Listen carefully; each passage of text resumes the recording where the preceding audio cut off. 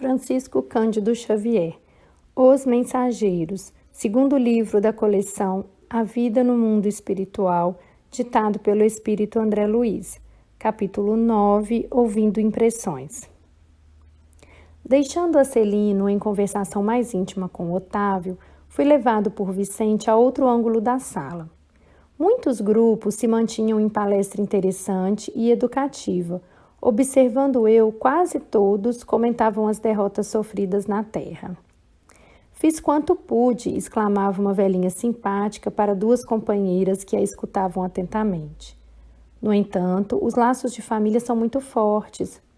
Algo se fazia ouvir sempre com voz muito alta em meu espírito, compelindo-me ao desempenho da tarefa.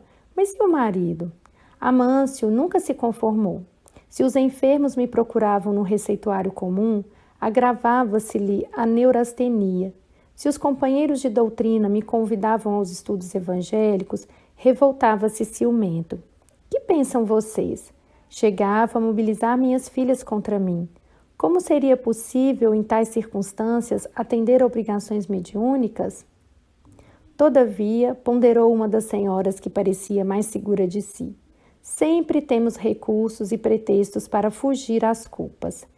Encaremos nossos problemas com realismo.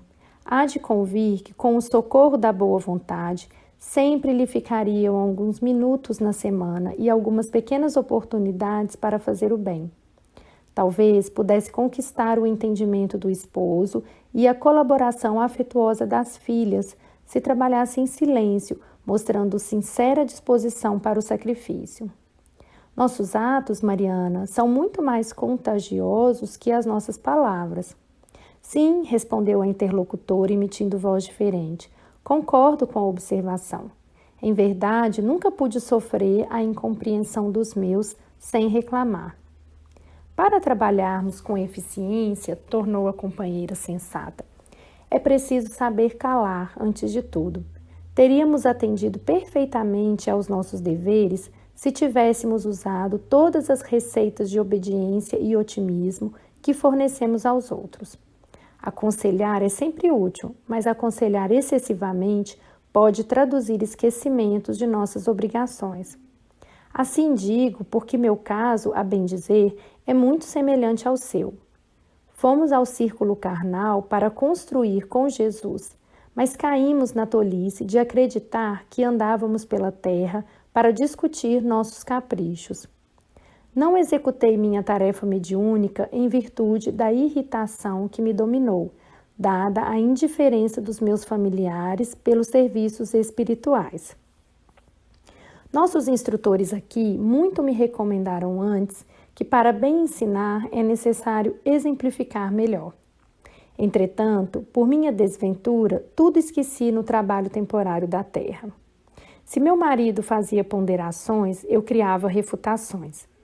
Não suportava qualquer parecer contrário ao meu ponto de vista em matéria de crença, incapaz de perceber a vaidade e a tolice dos meus gestos. Das irreflexões nasceu minha perda última, na qual agravei de muito as responsabilidades. Quase mensalmente, Joaquim e eu nos empenhávamos em discussões e não trocávamos apenas os insultos contundentes, mas também os fluidos venenosos segregados por nossa mente rebelde e enfermiça.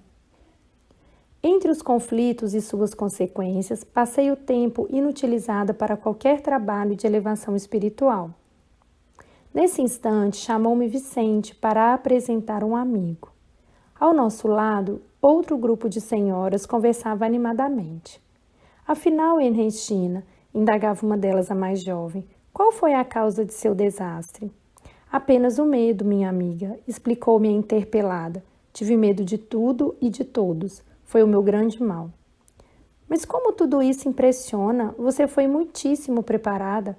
Recordo-me ainda das nossas lições em conjunto. As instrutoras do esclarecimento confiavam extraordinariamente no seu concurso. Seu aproveitamento era um padrão para nós outras. Sim, minha querida Benita, suas reminiscências fazem-me sentir com mais clareza a extensão da minha bancarrota pessoal. Entretanto, não devo fugir à realidade. Fui a culpada de tudo. preparei-me o bastante para resgatar antigos débitos e efetuar edificações novas. Contudo, não vigiei como se impunha. O chamamento ao serviço ressoou no tempo próprio, orientando-me o raciocínio a melhores esclarecimentos. Nossos instrutores me proporcionavam os mais santos incentivos, mas desconfiei dos homens, dos desencarnados e até de mim mesma. Nos estudiosos do plano físico, enxergava pessoas de má fé. Nos irmãos invisíveis, presumi encontrar apenas galhofeiros fantasiados de orientadores, e em mim mesma receava as tendências nocivas. Muitos amigos tinham-me em conta de virtuosa, pelo rigorismo das minhas exigências.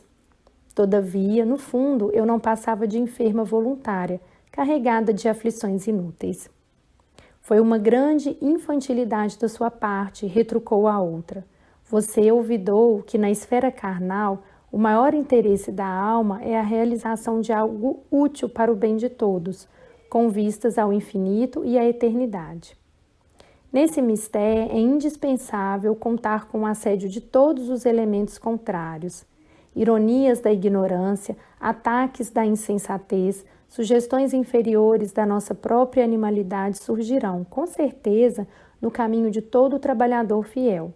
São circunstâncias lógicas e fatais do serviço, porque não vamos ao mundo físico para descanso injustificável, mas para lutar pela nossa melhoria, a despeito de todo impedimento fortuito. Compreendo agora, disse a outra. Todavia, o receio das mistificações prejudicou minha bela oportunidade. Minha amiga, tornou a interlocutora, é tarde para lamentar. Tanto tememos as mistificações que acabamos por mistificar os serviços do Cristo. Eu ouvi a palestra com interesse crescente, mas o companheiro levou-me adiante para novas apresentações. Atendia a esses agradáveis deveres da sociedade de nosso lar, mas para não perder ensejo de instruir-me, continuava atento às conversações em torno. Alguns cavalheiros mantinham discreta permuta de pareceres. Reconheço que fali, dizia um deles em tom grave, e muito já espiei nas regiões inferiores, mas aguardo novos recursos da providência. Faltou-lhe, porém, bastante orientação para o caminho? Perguntava um companheiro. Explico-me, esclareceu o primeiro. Faltou-me o amparo da esposa. Enquanto a tive a meu lado, verificava-se profundo equilíbrio em minhas forças psíquicas. A companhia dela, sem que eu pudesse explicar, compensava-me todo o gasto de energia mediúnica. Minha noção de balanço estava nas mãos de minha querida Adélia. Esqueci-me, porém, de que o bom servo deve estar preparado para o serviço do Senhor em qualquer circunstância. Não aprendi a ciência da conformação e nem me resignei a percorrer sozinho as estradas humanas. Quando me senti sem a dedicada companheira, arrebatada pela morte, amedrontei-me por sentir-me em desequilíbrio e erradamente procurei substituí-la e fui acidentado. Extremamente ligada a entidades malfazejas, minha segunda mulher, com seus desvarios, arrastou-me a perversões sexuais de que nunca me supusera capaz. Voltei insensivelmente ao convívio de criaturas perversas e, tendo começado bem, acabei mal. Meus desastres foram enormes.